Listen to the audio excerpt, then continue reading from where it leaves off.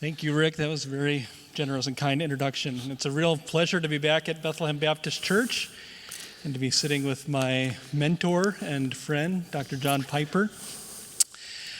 Steve Nichols, who is here and whom you will hear from tomorrow, he and I co-edited this series, and both of us are historians and lovers of church history. But we really wanted to put together these volumes and to get some of our favorite people to contribute to them, not merely so that you would learn more about figures from church history, but so that you would know the Lord more deeply and have these wonderful saints from the past through the means of current friends and theologians and teachers help us all understand the Christian life and how to walk with Jesus and know Jesus better. So we are thrilled and we are thankful. And we're going to start the event with really an hour-long conversation with Dr. Piper to talk about history. He was not a contributor to the series, but he has been a friend and supporter of it and has his own personal history with church history and with biography. So we thought it might be fruitful and helpful to sit and talk about it together. I'll give you my mini theology of introductions. I believe in keeping them short and sweet. You don't want to come here to hear introductions, so I will give, for each person who speaks, just a very short introduction to who they are. And of course, this is a man who needs very little introduction, was the pastor here at Bethlehem Baptist Church for over 30 years, is the founder and teacher at Desiring God, and currently serves as chancellor at Bethlehem College and Seminary. Thank you for sitting down and having this conversation. I'm looking forward to it. Me too. So let's start by talking about your own personal history when it comes to biography, church history, heroes of the faith. Do you have early experiences did you read missionary biographies when you were a kid? Did you have an interest in history growing up? I'm testing your memory to start out. I didn't read anything as a kid, okay? I hated to read. I think I read my first book that didn't have pictures in it when I was in the 11th grade. I remember 6th grade, they put stars on a chart, so you get a star for every chapter you make. And I looked for picture books and just flipped through them and put my star up there. I hated to read, and that's probably because I'm slow and probably more dyslexic than I know. So no, I don't remember reading any biography in high school or junior high or before that, though I may have. My memory is blurry, really blurry, when it comes to my youth. So here's Wheaton now, and can't remember reading any biography there either. Let's see. You remember me reading a biography? I remember Dietrich Bonhoeffer coming onto my horizon, I don't know, sometime at Wheaton, and I read The Cost of Discipleship and wanted to know more about this man's sacrifice, this man's life. That felt big. I did fall in love with reading in the 11th grade and have never stopped reading since. So something happened. Mrs. Clanton happened. And I don't know what she said or did, but there she was, an English teacher in the 11th grade, and everything turned on under her teaching. So I did become a reader, though I'm super slow, and we can talk more about that later, how you do these things when you can't read much. So a little bit, but when I went to seminary, I started to meet the people that would change my life, Jonathan Edwards. And I don't remember reading a biography during seminary, but when I headed to Germany, I do remember a bunch. Well, I take that back. The summer after I graduated, or maybe it was summer between junior and senior year, I read The Minority of One by Clyde Kilby, a biography of Jonathan Blanchard, the founder of Wheaton College. And I read it not because Kilby was your professor. Kilby was a very moving professor, and that's why I read it. I didn't give a hoot about Jonathan Blanchard, but I loved Clyde Kilby. I loved everything that came out of his mouth in class. I loved the way he saw the world. I loved the way he wrote. I loved the way he laughed. I love his rosy cheeks. He looked like he'd been drinking, but you can't drink at Wheaton, so I assume it was something else. Happy. And he wrote this biography of the founder. And I remember sitting on a pink chair in our living room at 122 Bailey Boulevard, loving this biography because of how tangible it felt, how living it was, how well written it was, how beautiful it was, how it focused on real life and touchable things. That's what Kilby was. He was the embodiment of Lewis for me. We get to Lewis maybe later, but so I remember reading that one. I also remember reading, since we're on Kilby, in Germany, went to Ludwig Maximilians Universität, and I went through the card catalog looking for Clyde Kilby in Germany because I just felt hungry for Clyde Kilby. And lo and behold, they had a book called Colonial Heroes. And Kilby had written a chapter on David Brainerd. And I remember reading it, and I remember one thing, and it was deeply moving. This is why I say books don't change your life, sentences do. He said, with a kind of sigh and ache and almost tears, oh, that David Brainerd could have seen the world, the wilderness of New England, the way his mentor saw it. Meaning, you read 500 pages of David Brainerd's journals, living among Indians in the wilderness, and you will not find one sentence about the beauty of nature. Edwards loved spiders, clouds, grass, fields. Edwards saw the world and everything in it as a type of God, pointing to God. And Brainerd was a sick man. He was mentally ill. And he had leukemia almost his entire adult life, and he dies at age 29 as a tragic hero. And Jonathan Edwards, this is a lesson about biography, Jonathan Edwards takes the life of this broken man, pouring his life out for the salvation of Indians, seeing little revivals, he pours his life into a book, a journal. He publishes the journals. That book may have been the most important thing for the spread of the kingdom Edwards ever did, just to tell that man, just to give to the world that man's life. But Kilby's rendering was tragic. It was a tragic life to the glory of God, and part of it was because he was so introspective, he couldn't see sunrises, he couldn't see sunsets. And so I remember that, and I read one other thing. I read 3 biographies of Edwards in Germany. Ola Winslow, Perry Miller, I forget what the other one was. And so I met Edwards in seminary, really, but I didn't read any. I don't think I read a biography there. But while I'm all alone, I'm sitting in my little rocking chair with my wife in Germany and loving my friend Jonathan Edwards. And for people who don't know your own biography, after you finished your doctoral work in Germany, you moved to the Twin Cities and taught biblical studies at Bethel College for 6 years. Any biographies or history stand out to you in that time period that you made it a point to try to read figures from the past or learn more about certain folks, or not? I think I read another biography or two about Edwards, and maybe others, but I don't remember biography standing out during those academic teaching years. I sort of was trying to be a scholar, meaning write technical stuff that nobody reads.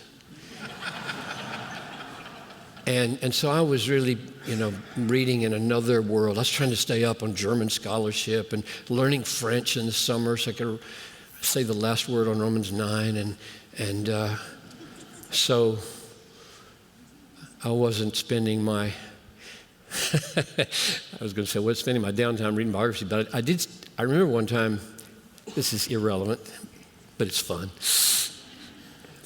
It is fun. I decided, everybody's talking about C.S. Lewis's Chronicles of Narnia.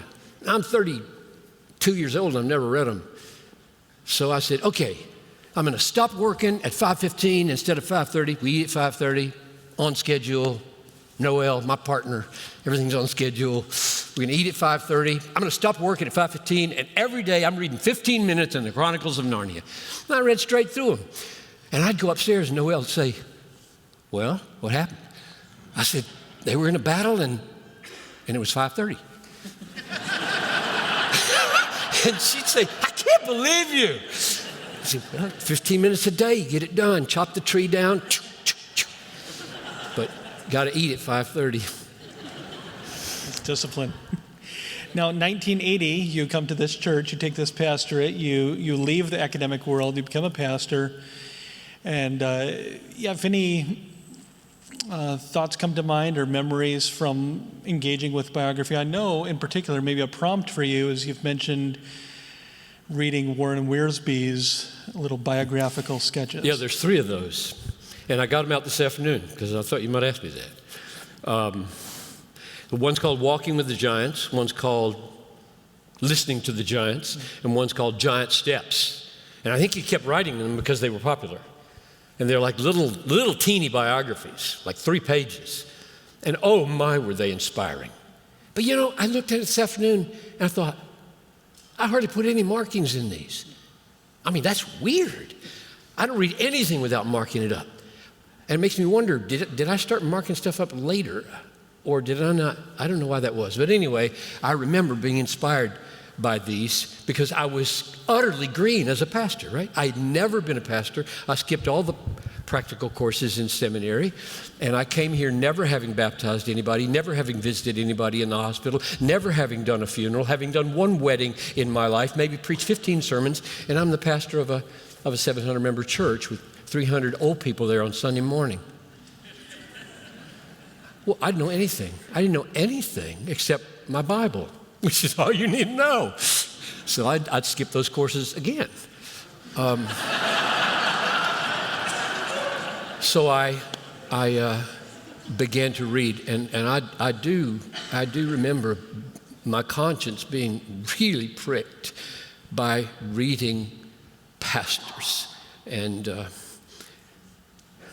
The Reformed Pastor is not a biography, but it was plenty biographical, autobiographical, Richard Baxter and good. And I just thought, if that's the way you do it, I'm dead in the water, because this man took his whole city and visited everybody in it every year until the place was Christian through and through. And I thought, oh my goodness, how do you do that in Philip's neighborhood? And so, yeah. So it was about 8 years. This may be getting ahead of ourselves, but between the beginning of the pastorate in 1980 and when the pastors' conference started. It seems like one possible lesson of application is you don't need to read a 300-page biography or 400-page biography in order to be instructed, edified, inspired. It seemed like you really got your start by reading sketches. Sketches, yeah, right. In fact, I think except for really good biographies, you can get discouraged. I'm discouraged right now reading. I've never read a biography of John Wesley. Like that's shameful. So I checked around. What's the best biography on John Wesley? Rational Enthusiast, I think it's called, something like that, or Enthusiastic Rationalist. It's a very technical biography by, oh shoot, I should have checked. It's sitting there on my table. It's been sitting there for months because I'm so bored by it. And I got to finish this. Now that's not a good, you'll get ruined for biography if you rack, it rhymes with rack. The last name rhymes with rack. The author, I bet somebody in here knows the book. Anybody know the book? No, it's not. It's I wouldn't know it. I mean, you should know it. It's a disappointing read, but Mark Knoll thinks it's the best one. He's getting like an anti-blurb for it, right? Yeah. So the point there is you can get a big, thick biography and be really, really discouraged because the most recent one by a scholar at Edinburgh on John Knox just came out about 2 years ago. I found that one disappointing. And I struggled to get through it because I'd never read one on Knox. And you got to know Knox. Why haven't I done a biography of Knox here at the Pastors Conference? And I said, well, this is just not inspiring. So there's something about a good, if you're going to hold your mind for 300, 400 pages on a life, it better be a good story. It better be a good told story with insight into heart and mind and relationships, not just facts. And it takes an unusual gift to write a good biography. There aren't many of them. Yeah, so let's talk about good biographies and what makes a good biography. As Dane Ortland and I were riding over here from the hotel, we were talking together about the fact that, let's say you have a fantastic biography, you could read someone's life and write down every principle and lesson of application that you learned from the biography. But why aren't just a list of the principles effective in and of themselves? What makes biography done well so much more compelling and grip us and give fresh insights rather than just, a list of 22 lessons from the life of Spurgeon or Edwards? One way to say it would be that a well-written biography, that is the narrative of a person's life with an attention to the surroundings, the heart, the mind, the family, the sufferings, so that he lives or she lives, is what the Bible tells us to do in Hebrews 13:7. So remember those who spoke to you the word of God. Pay attention, ana theoreo. Look carefully at the ekbasis anastasis, or anastrophe, the outcome of their life and their faith. Okay, there's a lot in that verse, and it surely is warranting chapter 11, all right? So those who spoke to you the word of God, and Abel's blood is still speaking even though he's dead. Everybody in chapter 11 is dead. They're all dead, which means that all these people were supposed to consider their lives and the outcome of their faith are dead people. And we're supposed to look at something there and get lessons or living experiences of how they lived.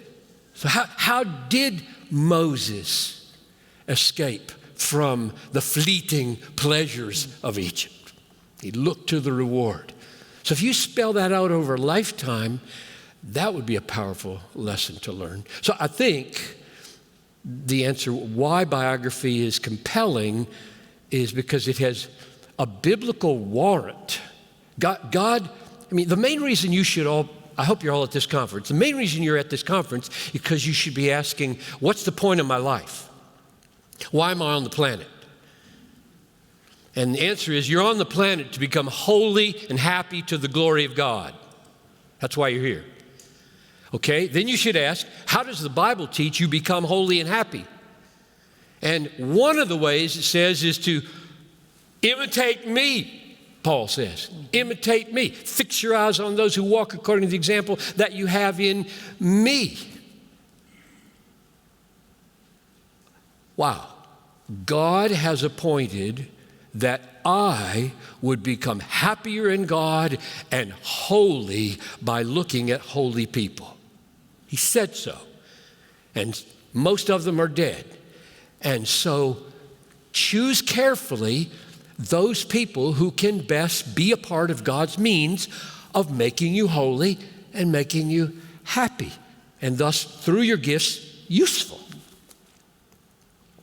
It has, another way to say it, besides the biblical connection, is systematic theology, church history, biblical theology. Those are all slices of looking at reality. A good biography is psychology, it's history, it's politics, it's family relations, it's piety, it's suffering, it's what makes us smile and cry. People want to live. We want to live. We don't just want to think, right? We want to be happy, and we want to grieve well and laugh well and love well and walk well and look at the sky well. Well, you don't get that from a lot of books, but a well-written biography that's narrating the life of a person living that full, it draws you out of yourself so that you feel possibilities of life. Maybe that's it. You feel possibilities of life. Here's one more thing that came to my mind recently. If God is calling you, which He is, to grow in the grace and knowledge of God, if He's calling you to become more happy in Him, more holy in Him, and He's calling you to become wiser, that's what I spoke on this morning. He's calling you to become wiser. You've got maybe, 70, 80 years to work on that? If you learn it all in the last decade, you've got no time to use it. So you need to learn it early. Early is short, right? 30, 40, 50 years. And our experience is so narrow, right? I mean, your little life, there's 7 billion people.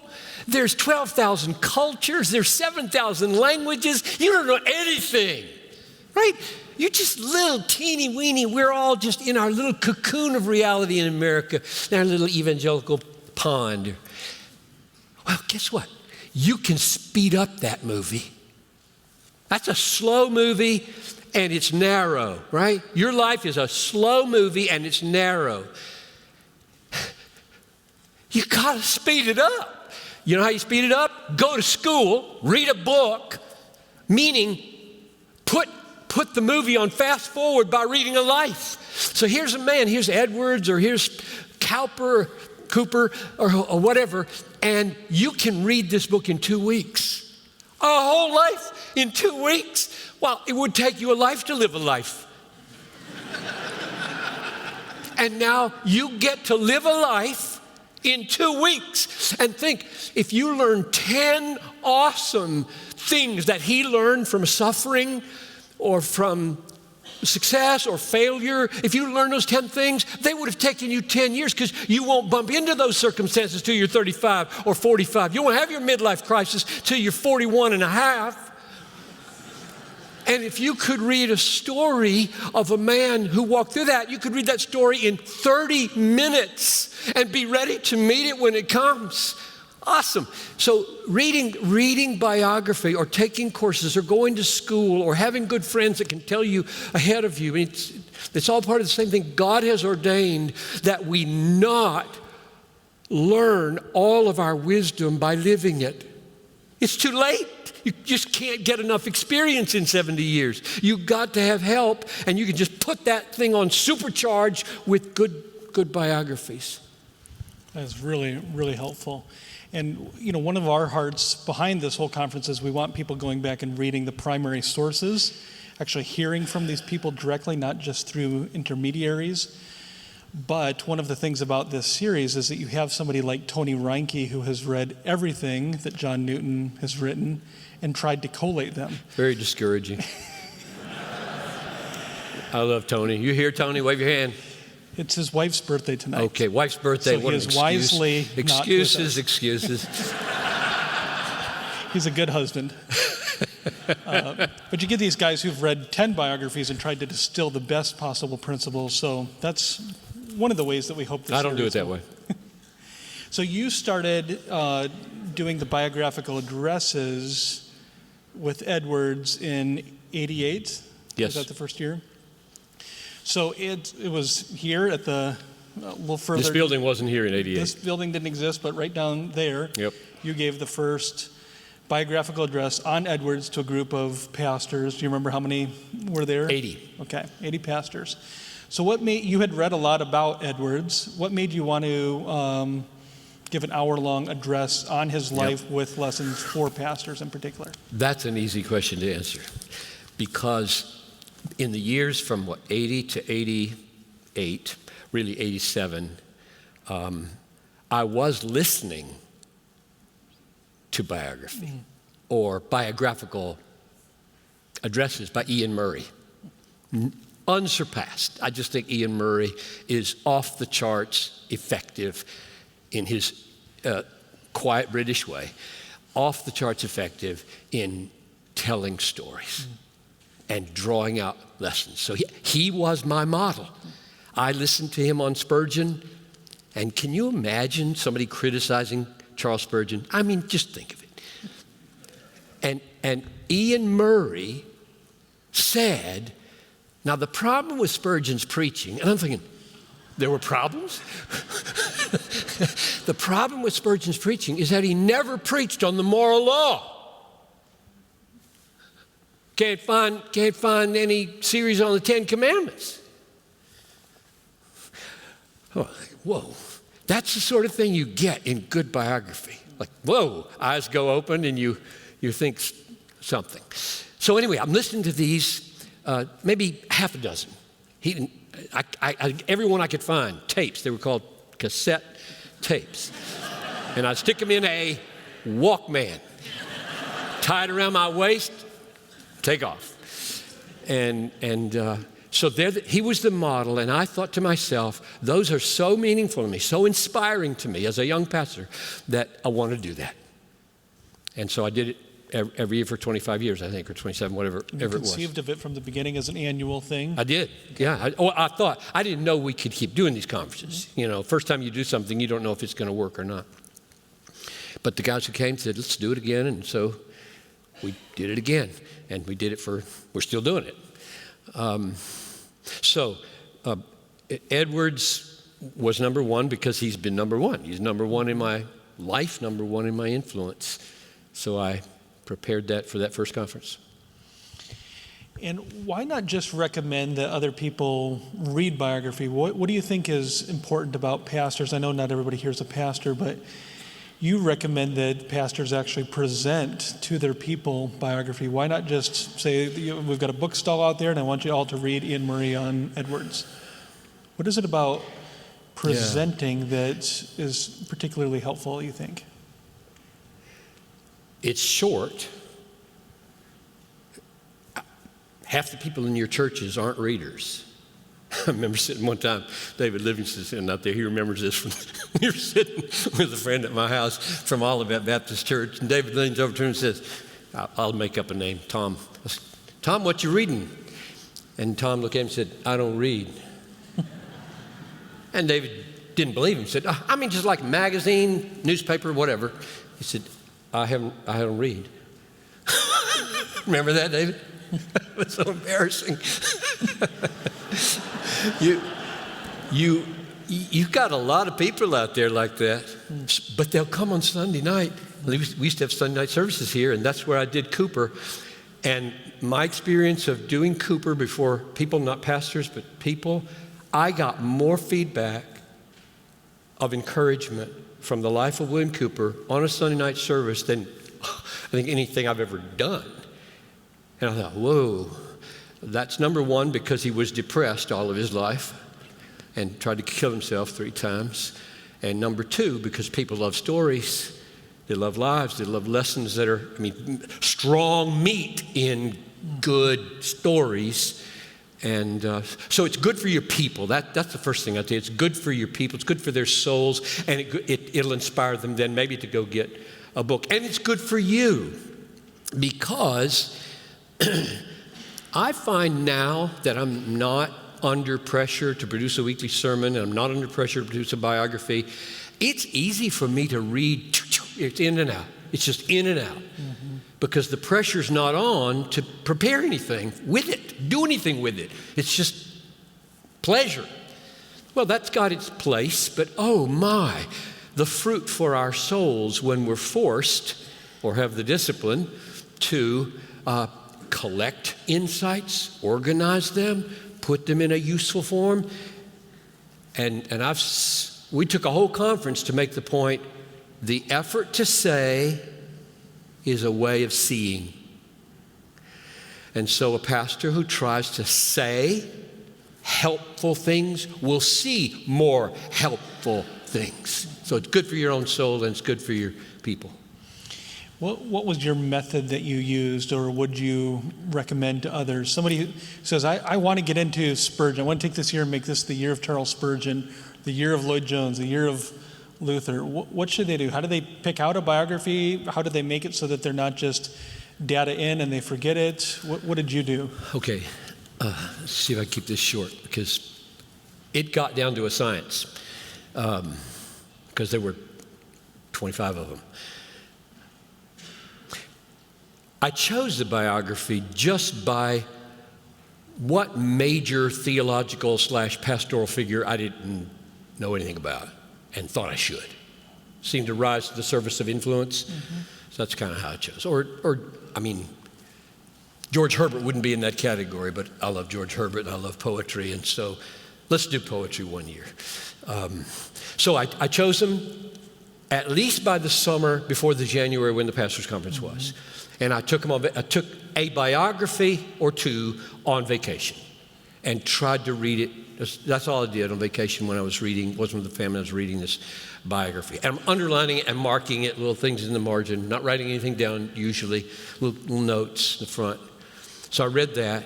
And then after vacation, if I didn't have time to read more, try to read another one. So if I could, I'd read two, a substantial one and an inspirational one.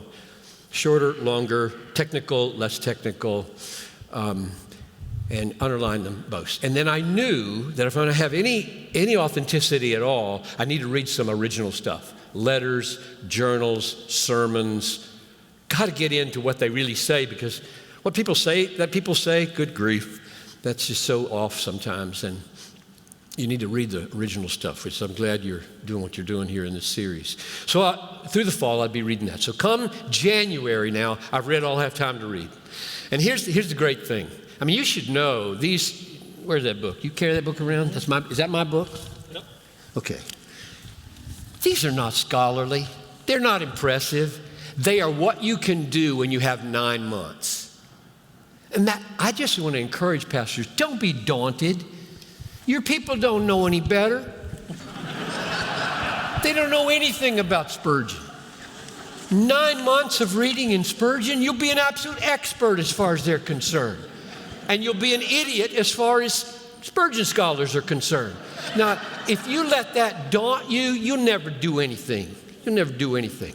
So I said to myself, look, what I'm doing is preaching a sermon on a point I want to make. And I happen to use Spurgeon. I'm unashamed about that. I'm preaching with these biographies. So that's what you got here. I'm not trying to fool anybody like these are scholarly, dispassionate, objective stories. Baloney. I don't even believe in that. So I read as much as I could read, and it wasn't a lot.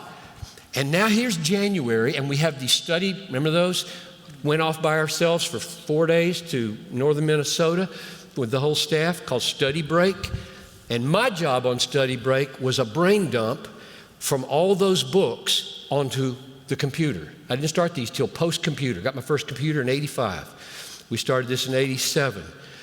However, I didn't think ahead that there's such a thing as dictation software. I don't think it existed maybe in 88. So for years, I'm typing flat out quotes from books onto a document. Just quotes. 60 single-space pages by the end of those 4 days, give or take. And then that's as far as I can get. Now, about 10 years into that, I started using drag and dictate. Whoa, did that save a lot of time.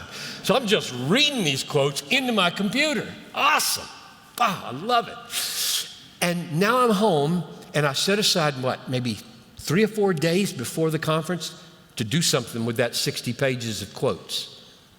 And here's how I did it. And I would recommend you consider this. I put it in a Word doc, and I went up to the top and I pushed the button that says number the paragraphs. Creates 400 paragraphs. 400 paragraphs, all with a little number in front of them. And then I read through, and I'm aiming now to make some sense out of this hodgepodge of 400 paragraphs of quotations from all over the universe on this person. And so I've got this second document, and I put a number 1. And number 1 is family. And everything relating to family, the numbers that correspond to those paragraphs are going right there. 1. So 6, 18, 300, 492 are right there. When I'm done with that first pass, I've got about 60 or 70 numbers with lots of little numbers, and this is my first organization of all that mass. Now, while this is happening, ideas are coming to my head of what I want to do, all right? What I want to say and how I might say it. And I'm making my own little notes are in there in red or something. And I got one more pass now, and I've got to go through there and come out with not a gazillion quotes, but enough order that I can start writing. And I start writing, and sometimes the writing just takes over and it goes in a totally different direction, which is okay. But that's basically the way I did it. It took about 7 months to do all the reading and writing. Let's talk about different approaches to history and biography. You've already mentioned Ian Murray and how much you were helped by his work and his approach. George Marsden would be another historian who does biography. I didn't look up how old the two of them are, but similar age. Maybe Ian Murray's a little bit older. Both have written on your favorite theologian, Jonathan Edwards. How would you describe the differences between the two of them and what you might benefit one from the other? Yeah. This is a technical debate that you historians know more about, way more than I do, between scholars like Mark Noll and George Marsden and Grant Wacker and Joel Carpenter and those evangelical historians and Ian Murray, me. And Mark, I love Mark. We graduated together. We're going to have dinner together in a few weeks down at Wheaton at our 50th reunion. Mark would call what Ian Murray does tribal history, meaning that he writes with a perfectly open evidence that he is he believes what Edwards wrote. He believes in providence, controlling events, and he is totally empathetic with Edwards, and he's not trying to assume a position of neutrality or distance. That would be tribal, because the tribe is going to read that and like it, and the secular scholars are going to read that and say, probably not too reliable because it's too biased, something like that. Whereas they would want to write with at least visible assumptions that the guild in the universities, who are not necessarily evangelical or Christian, could read with high level of expectation and respect. So you get Harry Stout on Whitefield, you get Marsden on Edwards. The interesting thing, I mean, this is my take. This is a continuum and not an either or, right? This is not, here's one kind of historiography, here's the other kind, clear break, no way. When I read Marsden, I expected something like Stout on Whitefield, which I thought was awful. Snide. At least the first half, something happened to him. I mean, he got saved or something. I like Harry Stout, too. Wish he may watch this. Love you, Harry. But something changed in the middle of that book. It's just snide up front, and I did not like it. I didn't think it was good history, didn't think it was good attitude. But there's nothing like that in Marsden. Not a whiff. Marsden is about as about as high-level, serious historian as you can get, and I could smell his love for Edwards. I could smell it, and he couldn't hide it, and I doubt that he was trying to hide it. So I think it's probably possible to write an excellent scholarly biography that wins a hearing in the wider world and is not snide about your subject matter, trying to distance yourself from it in some way. And he just says flat out at the end that he's who he is. And so I think I loved both of those biographies, Ian Murray and George Marsden. And they are different. Here's a difference, but I just saw this afternoon. So somebody would say, okay, Marsden at least admitted that Jonathan Edwards owned a slave. Okay. He, right up front, half a dozen pages on that issue. Disappointing, discouraging to discover that, right? I don't think Ian Murray mentioned it. Guess what? Neither did Perry Miller. Neither did Ola Winslow. Perry Miller's an atheist, was an atheist. Doubt it if he is now. He's dead. And Ola Winslow had no special love affair for Jonathan Edwards. There's something about, this is so important for all you historians, there's something about the times, right, that put pressure on us to see what we ought to see or not see what we ought to see, or feel or write about what we ought to about. And so that Murray didn't mention slavery may not be owing to a whitewash, but something else. I just throw that out there. It's good to mention the flaws of our heroes. Yeah, that was actually the very next question I wanted to ask, is how do we think about our heroes who not only are sinners, as we all are, nobody should be surprised that our heroes sin, but what do we do with significant, ongoing blind spots and sinfulness that is unrepented of? So we're just coming off of the MLK events, and many white conservatives recoil at celebrating King because of his rampant adultery. But we aren't quite as quick to ask about somebody like Edwards who owned another human being and did that because that other being's skin color was different from his own. And so that person couldn't worship where he wanted or travel where he wanted or organize his day how he wanted. He was owned by Jonathan Edwards. Yeah. Or somebody like Martin Luther, who, as far as we know, did not repent of inexcusably vile things that he said about Jews. So how do you handle that as you're looking at your own heroes in your own so-called tribe? How does that work with sanctification? What sort of lessons does that have for us? The first thing I would say is no one is helped by whitewashing our heroes, your heroes. No one is helped. And that is true of Martin Luther King.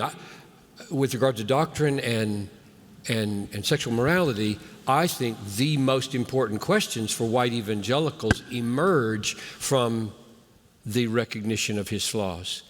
Because the most important question is, why would a man who was liberal, probably at that age, at least he was in his 20s, liberal meaning he didn't believe in the deity of Christ, substitutionary atonement, bodily resurrection, whether he did later, open question.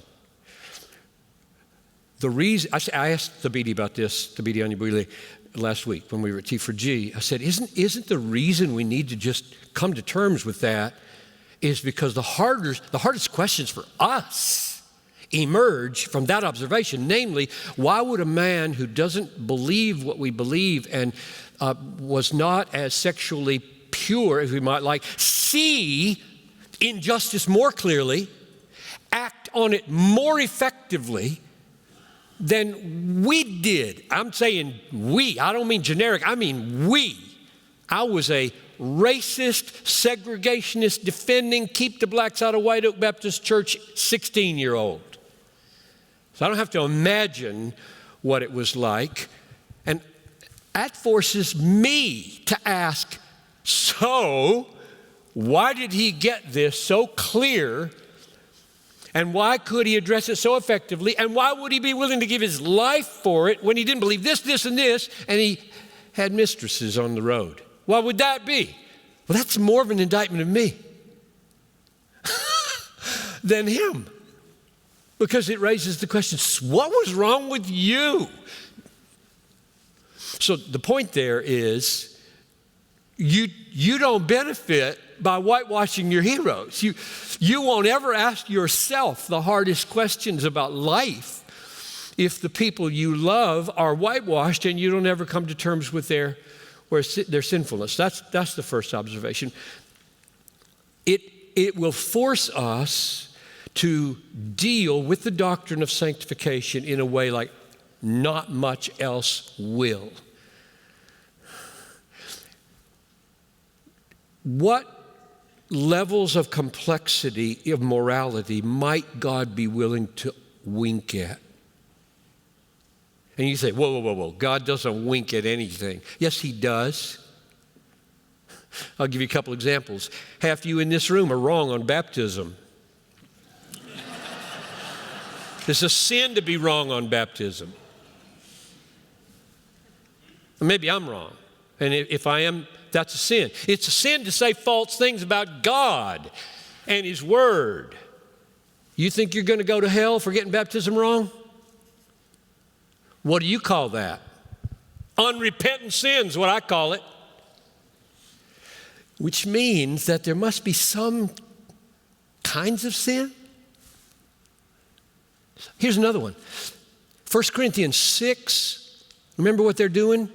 They're going to secular judges to settle disputes. And Paul says, you idiots, don't you know you're going to judge angels? Isn't there anybody in the church that can settle this dispute? And you're going before secular judges? I mean, he's upset. That's wrong.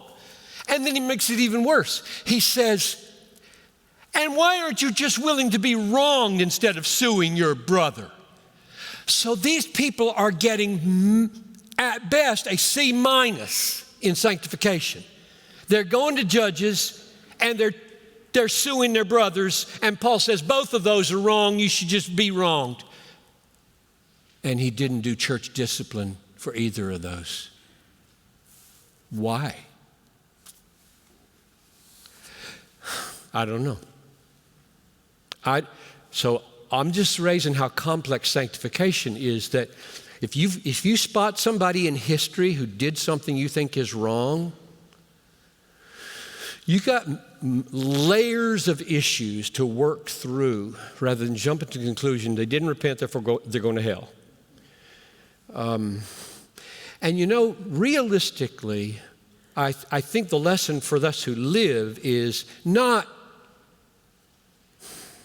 what do we do with our dead heroes, but what do we do with our living sinners? If you know somebody who's sleeping around, or if you know somebody who's racist and hates somebody of another ethnicity, your job is not to write a dissertation on, if he was my hero and I should write a book about this, how to handle my heroes. No. You should go to them and warn them they're going to go to hell if they don't repent. Because God knows who's not going to hell and who is. The Bible just says if you don't repent, you're in big trouble. And we got a chance. We're alive. And so we should go to people and initiate Matthew 18 and try to win them back into holiness. And another thought comes to my mind, namely that if you see in Edwards, Luther, Dabney, If you see sin, you should flag it, wave it, acknowledge it. That's why this book says faithful, flawed, and fruitful. Flawed, put that right on the cover. If you see it, you should wave the flag and then be alert. Where might that sin have infected the theology I love? Right? So I love Jonathan Edwards' theology. It didn't keep him from having blind spots. So, why not? Well, is there something about it I could discern where it needs to be tweaked so that if he got that right, he would have gotten this right? That's a huge benefit from acknowledging the sins. It makes us intensify our vigilance over our appropriation of their theology. So really, by taking their sin seriously, their flaws seriously, you can go deeper into their theology and have deeper application into your own heart. I hope so, yeah.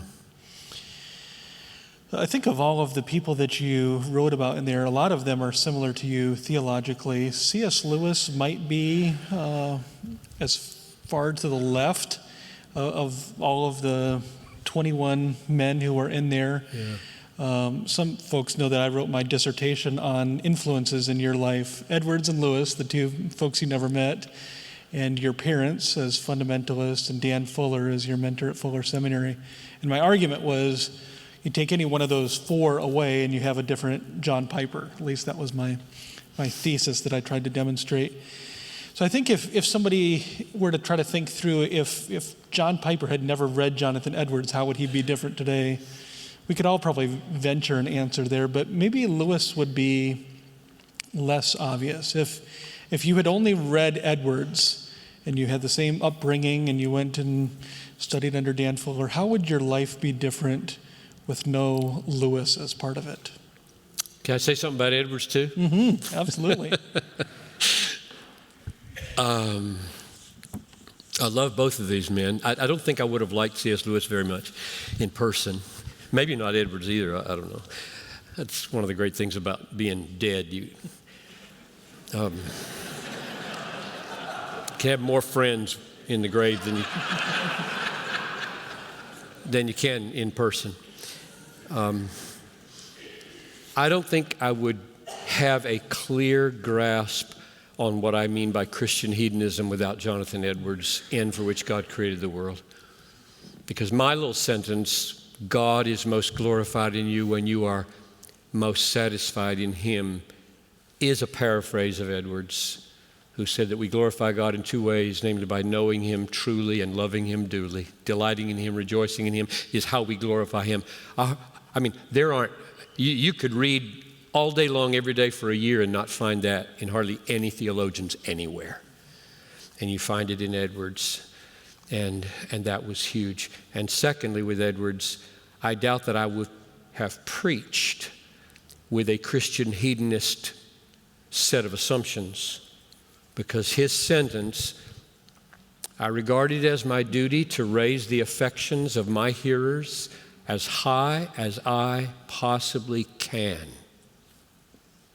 provided they are raised by nothing but truth and in proportion to the nature of the truth. When I read that, I said, that's it, man, I'm done. That is right on. That's exactly the way I want to preach.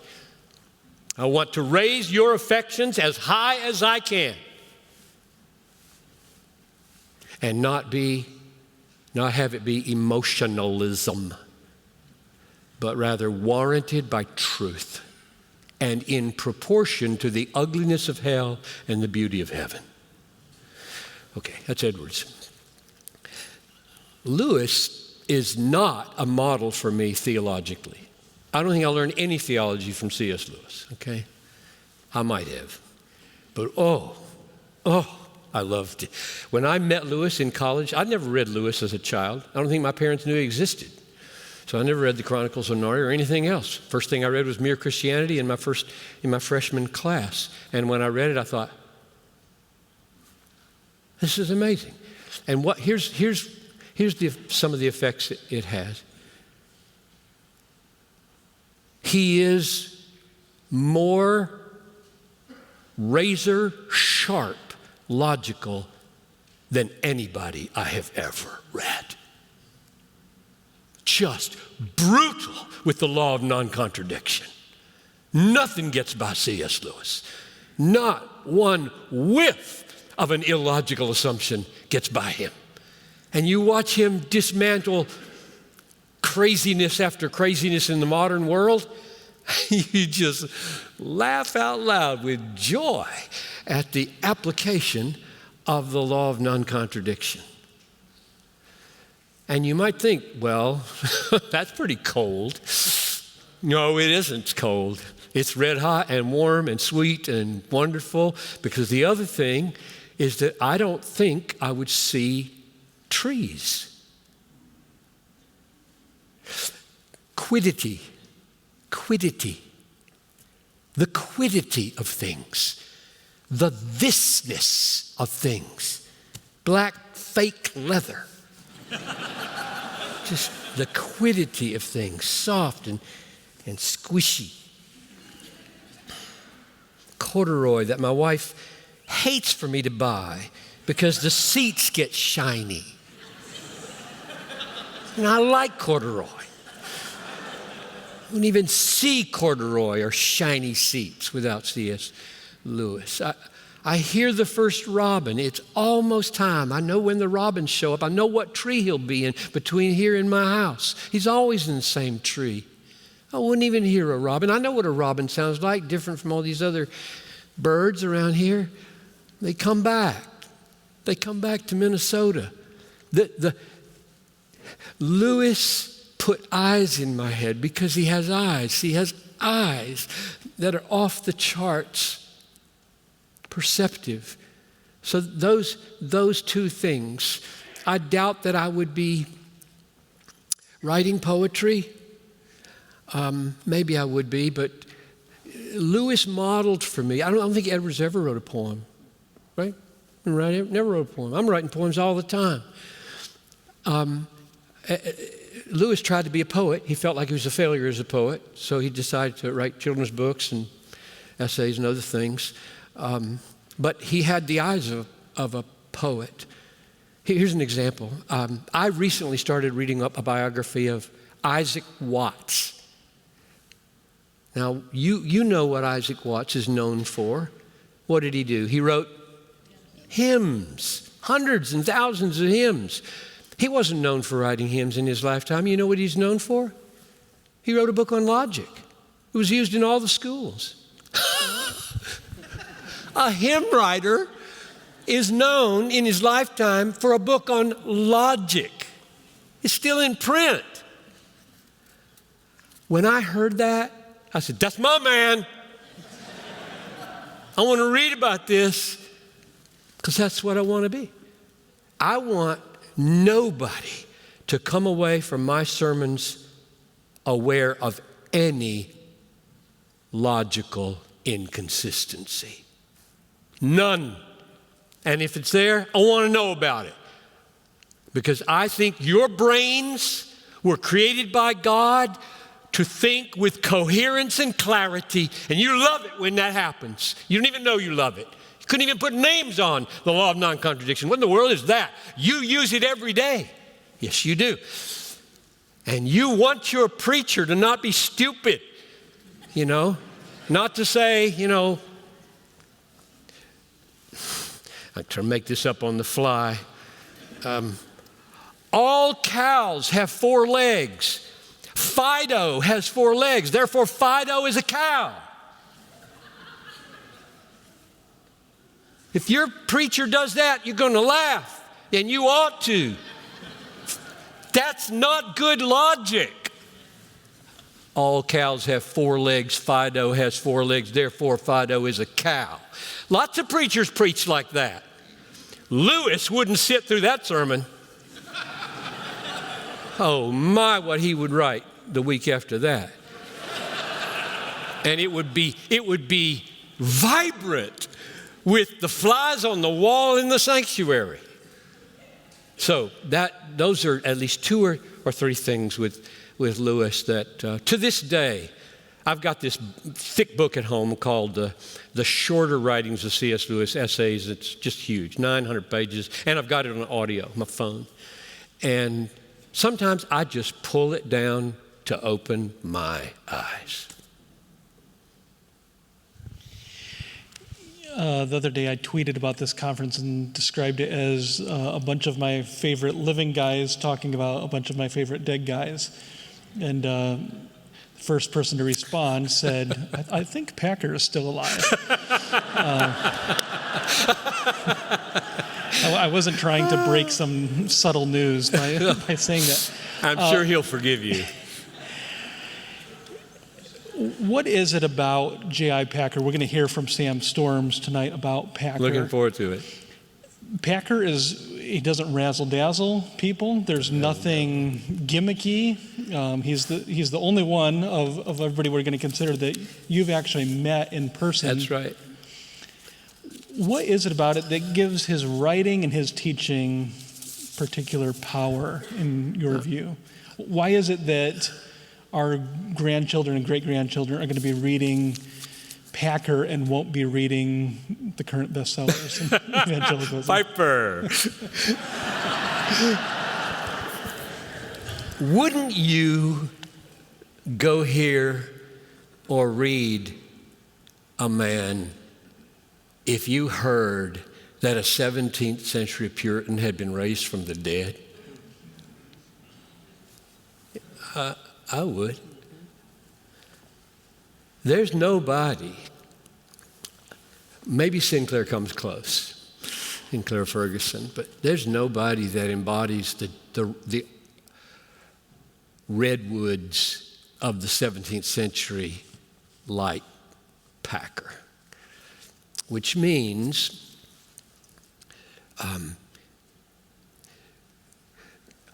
unashamed admiration for the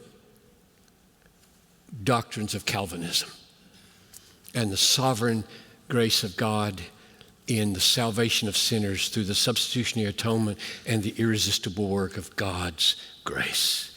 It's no shame. This is glory. A big, big God. And knowing Him changes everything, right? Knowing God. And a soul doctor like few theologians. Packer has never written an academic theology. Maybe Sam will talk to us about this. I think he's closing out his life dreaming of catechism. He wants to catechize the church. This man is brilliant. He knows all about contemporary theology, and he never wrote a systematic theology. He loves the church.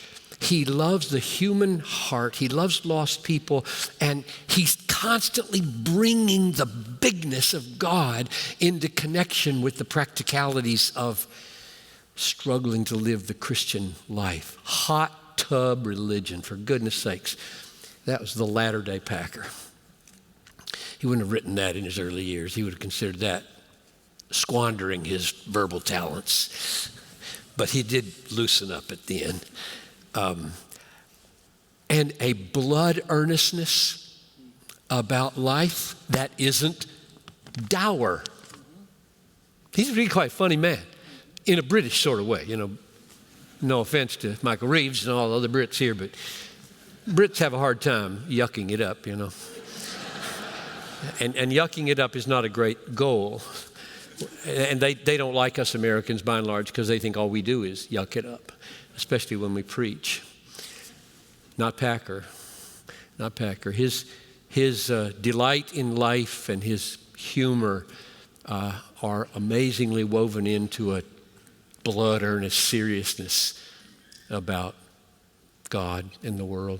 I think we have time for just one more question. Before we do, just mention this book that we've already talked about, 21 Servants of Sovereign Joy, Faithful, Flawed, and Fruitful. At Mark Dever's suggestion, we collected all of these 21 different biographies published over 7 volumes in the Swans Are Not Silent series. I think it's $120 if you were to buy all 7 volumes. They're selling this tonight for $16. That's so if you incredible. go out there. Yeah, what percentage that is, I don't know for the discount, but it's good. So you can go pick up a copy of this. But John, last question. Of all of the men that you have studied, we've got 21 collected here. If you could go back in time or bring forward some of those dead heroes, whom would you want to sit down for counsel? Whom would you want to hear preach a sermon? And to whom would you want to ask a theological question? How much time we got? 1 minute. 2 minutes. My watch says 2 minutes. Quick, covered up. We'll go with your watch. All right. We'll be short then. I would want to hear Edwards just because I love him, and I wondered how he did it. I don't think it would be that great. I'm told he put his elbow on a cushion, held his little notes like this, and read in a fairly subdued. And the reason he had power was his earnestness and his content. So I'd want to hear him, and I want to hear Whitefield, and I want to hear Spurgeon, because I don't have any idea how they made themselves heard to 20,000, 30,000 people. I would love to hear a voice that could do that and bring tears to people's eyes, so Whitefield and Spurgeon, just for the power that they must have had. What was the other one? The counsel and theological question. Yeah. Let's just go to the counsel and end. I had some notes in here, but I won't look them up. I would go to George Mueller, the orphanage founder, who was renowned for answered prayer, so that it would be 8:15 in the morning and they didn't have enough breakfast food for the kids, and he assembled them for breakfast and expected God to have the truck there, and it came. And he prayed that his wife would not die of rheumatoid fever, and she died. And he preached at her funeral, and his text was, "The Lord is good and does good. He was good in giving her to me. He was good in leaving her with me so long, and he was good in taking her from me." And I would sit him down and I would say, if you had a couple of kids who were not believers, how would you pray? That's what I'd ask.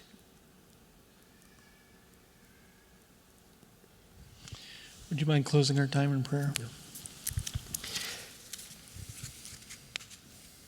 Lord, we love you, and because we love you and want more of you, we love your saints, your flawed, faithful, fruitful saints.